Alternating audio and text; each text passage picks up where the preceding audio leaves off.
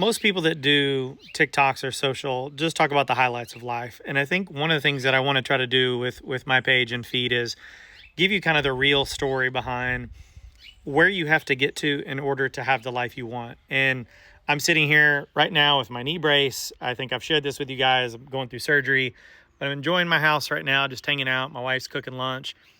I didn't get to here without a lot of sacrifice. And for those that heard my story about being in prison, for those that heard my story that I went with a year without salary, all those are real. And in fact, like I also was really blessed. I worked a corporate job. I was a former Amazon employee and worked my way up at different companies and worked really hard, but like it wasn't easy. And I think the main point I want to give to you guys is to get the life you want, you're going to have to sacrifice something in the present moment. And so for me, a lot of years was I searched for a business for 3 years. I mean, I went without a salary for one, but I was unhappy at my job for lots of years and feeling like I was getting looked over and not promoted because I didn't want to play the corporate game and play that whole like strategy of like trying to figure out who to suck up to. And I was making a ton of money for the company, and yet I was barely making any that I felt like I should have. And I think ultimately, like, we've got to have a bigger why from that. Like, that can be good motivation.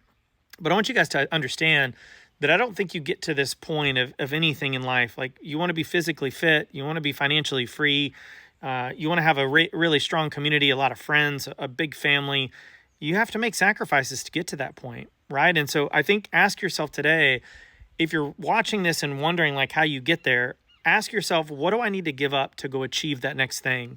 And if you need more cash, like what can you sacrifice now to save up? I did that a lot and lived in really small places and lived in really small, cheap rents and shared rooms and shared apartments with people so I could get ahead.